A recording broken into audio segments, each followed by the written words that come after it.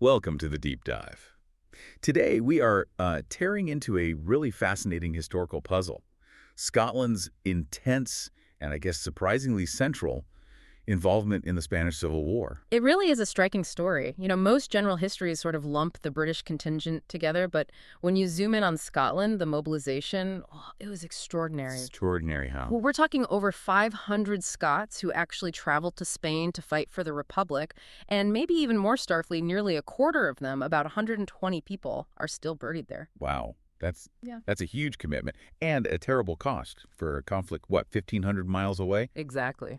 So our mission today is to dig into the sources. We've got academic work, memoirs, even poetry from Sorley MacLean, the great Gaelic poet, to try and figure out why. Why did the Scottish response seem so different from the rest of Britain? What was going on locally, politically, and socially that drove this? Well, the Spanish Civil War itself, 1936 to 39, it grabbed the world's attention immediately. People saw it as this huge ideological clash, like a Rorschach test. Fascism versus democracy. Or for some, fascism versus godless Bolshevism. Right. But the key thing the sources point to for Scotland is that for a really large number of Scots, this wasn't some distant conflict. It wasn't abstract. They felt they had to intervene directly, physically. Okay, let's unpack that. We need to start with the setting, right? Yeah. Scotland in the 1930s. The sources paint a pretty grim picture: decline, pain, a lot of pessimism. Yeah, that's the backdrop. It's crucial. Scotland's main heavy industries, shipbuilding, coal, steel, they were in serious trouble long before the big global depression hit. Mass unemployment, it actually started almost a decade before the Wall Street crash in 29. So it wasn't just the global shockwave hitting Scotland, it was magnifying something already broken internally. That's exactly right. It's a really important distinction. By 1932, you've got over a quarter of the Scottish workforce out of work. And in the industrial areas, Glasgow, the Central Belt, it was much, much worse. That must have been devastating. Absolutely. This kind of stagnation, this lack of other industries to pick up the slack, it hit right at the core of how Scots saw themselves, industrious, dynamic, capable. When that identity starts to crumble, people start looking for different answers, different ways to act. And this feeds into the political culture you mentioned, Yeah. which was already a bit different in Scotland. Yes, the local political scene was unique. There were these strong radical traditions already leaning towards more decentralized, democratic, kind of local structures. Think about the Independent Labour Party, the ILP, it had a big influence. Okay. And this focus on the local was key. Even the Communist Party of Great Britain, the CPGB, which you normally think of as quite top-down, had to adapt in Scotland. They found success by tapping into these older local ways of doing popular politics. How did they do that? They really embedded themselves in communities, things like socialist Sunday schools, clarion clubs. The whole identity of the left there felt very communal, much more than just formal party membership. Right, so when the war broke out in Spain, these networks were already there, ready to go almost. Pretty much. A ready-made channel for action. So when the sources look at who these volunteers actually were, was it just a random mix of idealists? Or was there a pattern? Oh, definitely a pattern. Far from random. The sources described them as a relatively cohesive group, defined by three main things, really. Class, where they lived, and their politics. And the geography part sounds crucial. You mentioned Glasgow before. Yeah, the clustering is really noticeable. Glasgow alone provided almost 2/5 of all the Scottish volunteers. That's 199 people just from Glasgow. Ugh. And recruitment was really concentrated in the most deprived areas, places like the Gorbals, Springburn. These were the places hit hardest by the industrial decline and critically by long-term unemployment. Okay, so let's talk about the politics. The communist connection. It seems like that was pretty central to understanding who volunteered. It's huge. The numbers are stark. 56% of the Scottish volunteers were members of the CPGB or its youth wing, the Young Communist League. Okay, over half. But here's the crucial bit: you have to look inside the Scottish CPGB itself. Compared to other parts of Britain, it had a much, much higher percentage of unemployed members. How much higher? Do we have figures? We do, and they really tell a story. In late 1936, over half of the Scottish communists were unemployed. It settled around 43% through 1938. Over half? Yeah. Now compare that to, say, London. In 1937, only about 185 out of almost 5,000 members there were unemployed.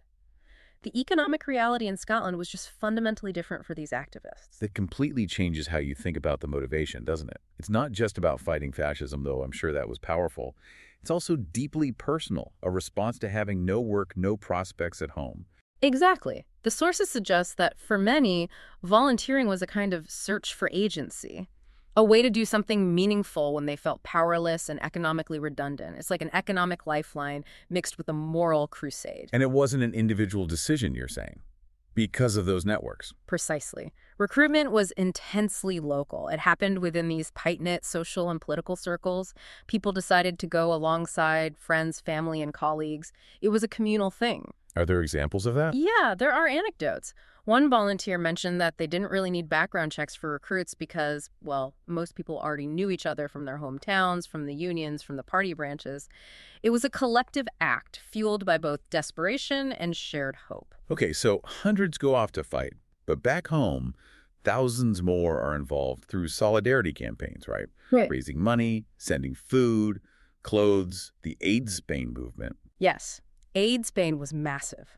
And the CPGB saw it as a golden opportunity, really, a way to build bridges with the wider labor movement, push for these Spanish aid committees, create a sort of local popular front against fascism. They wanted unity, but was it unified? Not really. That unity was fragile, heavily contested, especially within the left itself. You mentioned the ILP earlier, the Independent Labour Party. They were big in Scotland, but didn't they have a major falling out with the communists over Spain? Oh, absolutely. A huge schism. It became incredibly bitter, especially after the death of a well-known ILP activist, Bob Smiley, in Spain. What happened there? Well, the circumstances were murky, but Ethel MacDonald, a Glasgow anarchist who was also in Spain, came back claiming Smiley had been tortured and murdered by communists while he was imprisoned. Whether true or not, the accusation and the ensuing controversy just poisoned the well. It basically killed any chance of real unity on the radical left for the aid campaign, especially through 1938. So it wasn't like the entire Scottish working class or even the whole left was solidly behind the Republic. Definitely not. There was significant pro-Franco sentiment, too, especially among Scottish Catholics, often in the same working-class areas of Glasgow.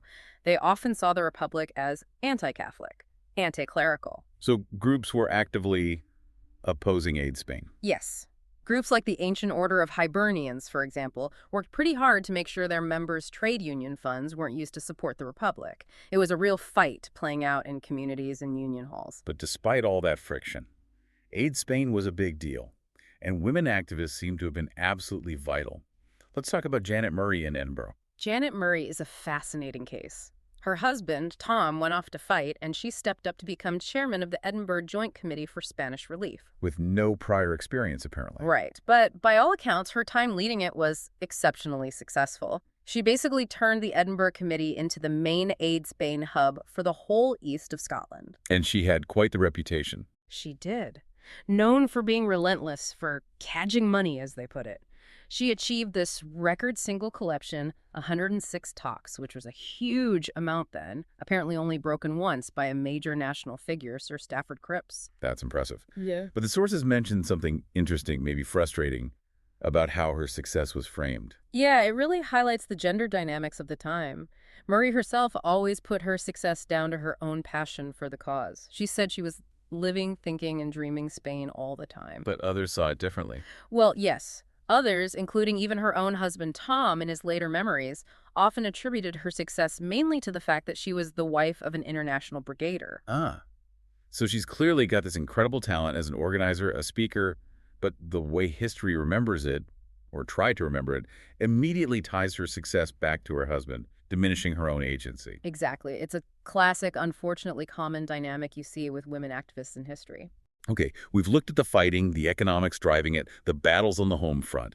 Let's shift focus a bit inward now, because this struggle wasn't just fought out there. It was fought inside people's minds, their consciences. And the Gaelic poet Sorley MacLean captured this brilliantly. MacLean's work is essential for understanding the cultural depth here. His poetry weaves together these really personal conflicts with the political idealism tied up in Spain. His collection, Dàin to Eimhir, really digs into that tension. What does he actually say about the decision? Whether to go fight or not? Well, it's complex. He reflects on love, on personal commitment versus political duty. There's a sense in some poems that he maybe chose not to enlist, partly to preserve something personal, the beauty of his love, the long song of love, as he put it. It's him wrestling with how you balance private life and public action when the world's falling apart. But he did see action later, in North Africa during World War II, right? And he connects that experience back to Spain. Yes, absolutely. He links the fight against fascism across both conflicts. Yeah. And he writes very powerfully about the brutal reality of war, the expendable nature of soldiers. There's a specific poem you mentioned about seeing a dead soldier. Yes, it's incredibly moving. He writes about seeing his first dead man in combat, a young German soldier. And he admits it made him ashamed of many foolish generalizations I had often made about the necessity of wiping out all fascists. That's powerful, realizing the humanity of the enemy. Exactly. He questions if that boy was even really a fascist or just an ordinary young man caught up in it all, like so many others. It's that ability to see the universal in the specific. And he connects these global fights to local Scottish history, too, doesn't he? Like the Highland clearances in his poem, Halig. He does. For MacLean, the Spanish Civil War wasn't just some isolated event. It was part of a much longer struggle against oppression. In Halig, he uses the image of the birch tree. As a symbol of rebirth. Yes, precisely. A symbol of recovery and regeneration for the land emptied by the clearances. It's this deep sense of history, linking past trauma to present struggles and finding hope. And his politics were deeply felt to look at his reverence for someone like James Connolly, the Irish socialist. Right, I remember the source mentioning Connolly's shirt. Yeah, MacLean wrote about seeing Connolly's blood-stained shirt in the National Museum of Ireland. He described looking at it with the reverence he'd give a holy relic. It just shows how deeply committed he was to those socialist ideals, and how for many Scots involved in Spain, it felt like an extension of their own histories of struggle connected to the Highlands, connected to Ireland. Okay, so let's try and pull this all together. If we synthesize everything we've looked at, what's the main takeaway? I think the sources really point to the Scottish involvement in Spain being, well, overwhelmingly driven by the CPGB, the Communist Party. But critically, it only worked because they were able to tap into these incredibly strong pre-existing local community networks. And fueled by the sheer depth of the economic crisis in Scotland at the time. That provided the desperation, the motive, and the unique local political culture, that tradition of grassroots activism, provided the actual mechanism to mobilize people. So what does this mean for you listening? I think the core idea here is that local action, local agency really mattered intensely, even when facing huge global crises. These Scots, many facing joblessness and despair, they basically rejected the idea that only the government gets to decide about war and foreign policy. They decided to act themselves. Exactly. They chose to take direct, corrective action against a threat they saw as fundamental, which I suppose leaves us with a question to think about. In our world today, which is arguably even more interconnected, where else do we see examples of communities building these kinds of powerful local networks that manage to shape a real response to international events, maybe bypassing or even challenging what national governments are doing? Something to mull over.